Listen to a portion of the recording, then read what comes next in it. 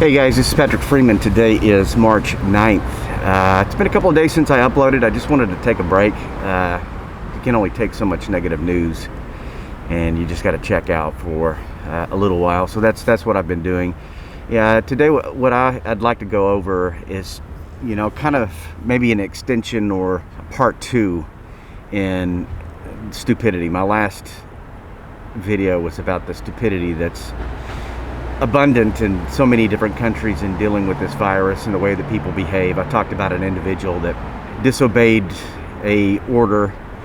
I shouldn't say it an order. I guess it was more like a suggestion to him that he stay home for 14 days, and ended up, sounds like he got some people sick. And that's I've read a couple more stories where people have been required to self-isolate, and they've broken that rule. So again, I have to say it shouldn't be a suggestion. It should be an order. But there'd be mass hysteria and riots for civil rights being infringed upon. But I'm telling you, it's going to have to be something where people realize this is what we need to do. We need to stay home, and that's like I've said before. In China, it's worked. And it's working, and we're still not over it. We're still, we're probably about a month out before we even think about going back to school, and that changes all the time. I think it's changed probably 6 or 7 times.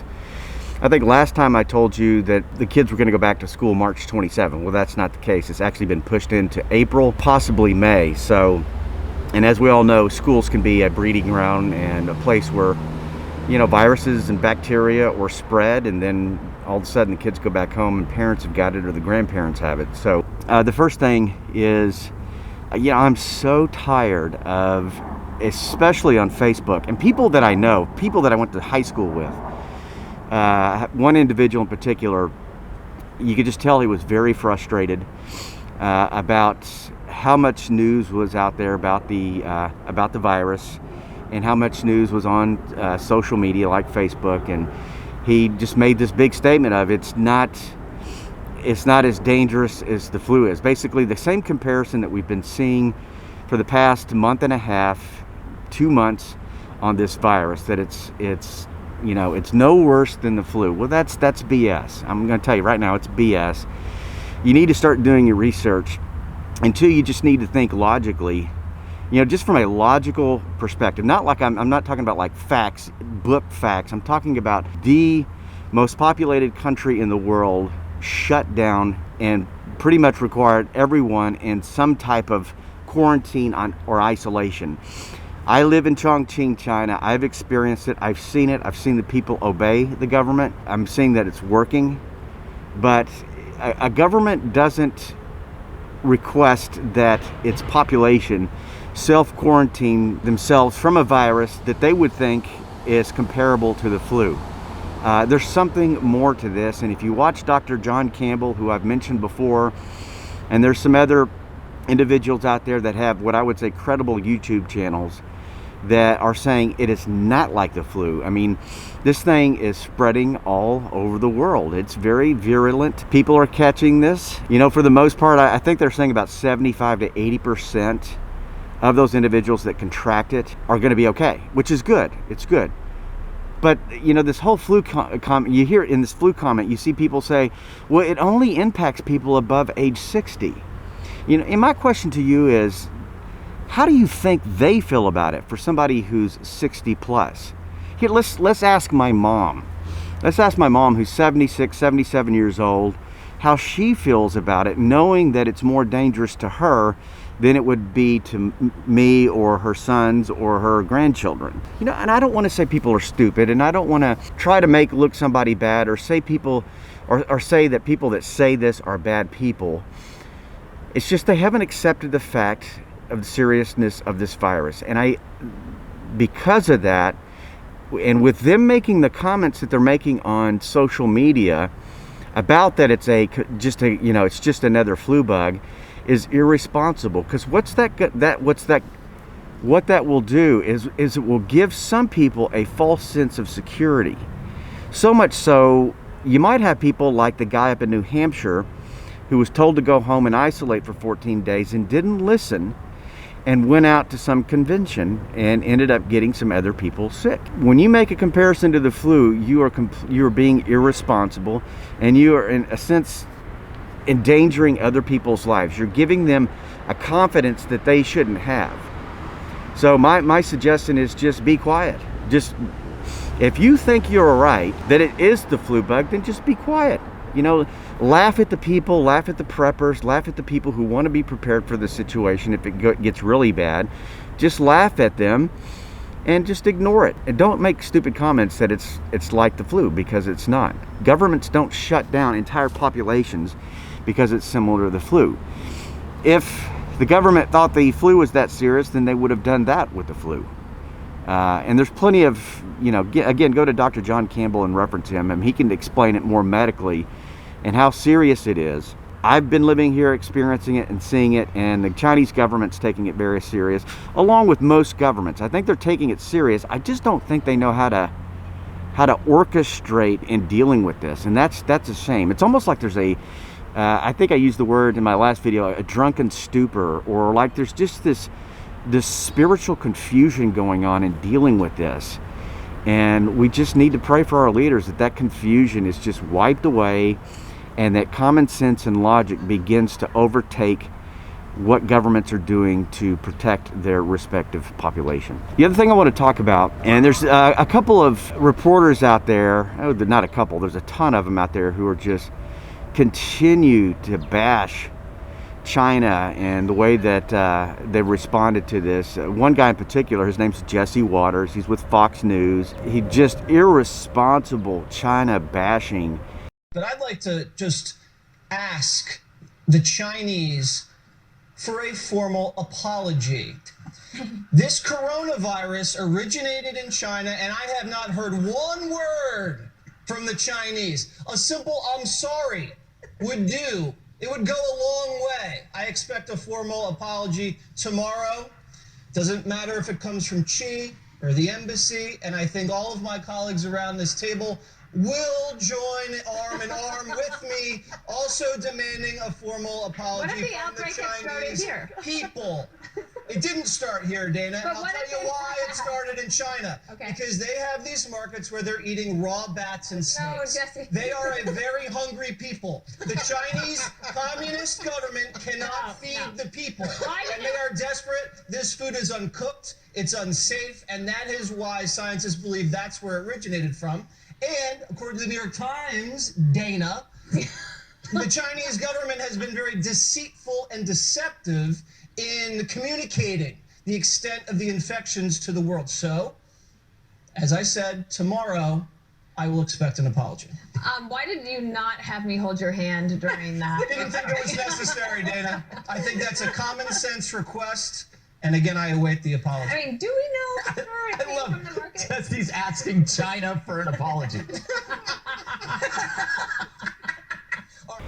So much so that it's just creating a division, more division between this country and the United States and other countries. And this kind of stuff, you know, it seems like the whole idea of responsible journalism or reporting has gone out the window. And to me, it's no different. The media, I don't care what side of the fence you sit on, whether it's CNN, CNBC, Fox News, MSNBC, whoever it is, whatever side of the fence you sit on, within each one of those organizations, it just seems like, you know, it's almost like a tabloid thing, and the news that the report is just so void of facts, but just a conviction that these people are right, and it's like this conviction has convinced them they are right minus the facts. And there's a guy, and I'll show you a little bit of this guy's video. His name's Nathan Rich. He's a YouTuber here in China.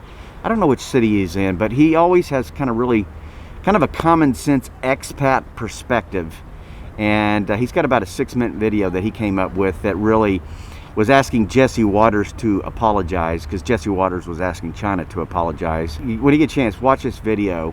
And I want to explain another thing too that you've probably noticed if you've really been on YouTube a lot, watching, you know, different expats channels.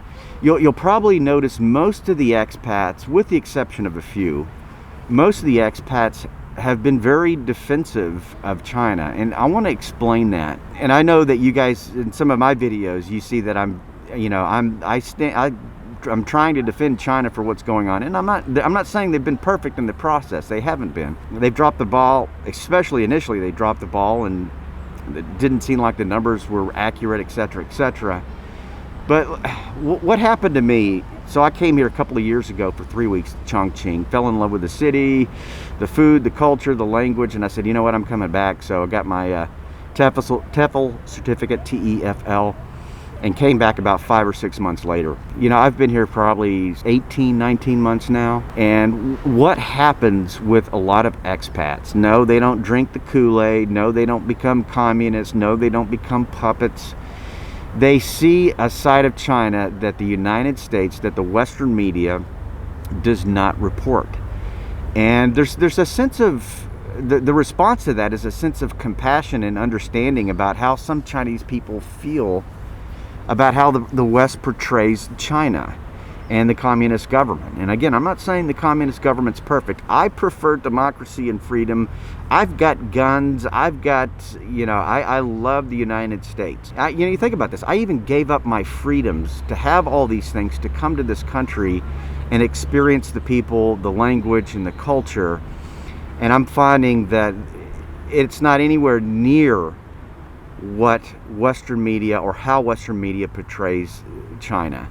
And you just get this sense of, like, you want to defend them. You want people to know. You want your family members to know. You want your friends to know that, hey, it's not everything that the Western media portrays it to be. So I'm just trying to explain to you, as you're doing your research, as you're coming across all these expats here in China, defending what's going on, I just wanted to explain why they are doing that. And I will say the majority of them they're not puppets. They're just people who have a sense of compassion about them and have seen the division that it's caused here in China. And, it's caused, like, this whole situation with the virus. There's been so many, half-truths, misinformation videos that have gone out that portrays China in the wrong way. They're videos without true facts in there. Let me tell you what's happening now. And I just got a video from my from Tui Tui's dad. They actually asked me to watch this video this morning, and I'll show it to you. But it's a video. Actually, let me do this. Let's start the video. You guys watch it. I'm not going to prep you on it or anything. I just want you to watch it and see and just think about what you're seeing. So this is a video that's being circulated right now here in China, and the United States response to food and possible food shortages. So I'm going to set it up with that. So watch the video. Who can predict this? Wow. My God, what could happen here in one of the most unpredictable matches perhaps any of us have ever called? Whatever comes through those gates, you will stand your ground. Here we go. It's not going to be pretty, folks. Somebody needs to stop this damn thing from happening now. I'm just going to work like a pack of hyenas. Oh, my God! Man, it's on now!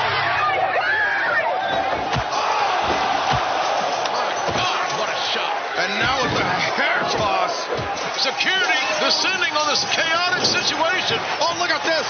What kind of human being would do that? There's just pandemonium here. Oh, my God! Goodbye and good night. Oh, no, no. Oh, no. Look, he can barely stand. God almighty. What the hell else is going to happen here tonight? I don't know what you were thinking as you were watching this video, but the first time I watched it, I'm like, there's something familiar with this video. I don't know what it is.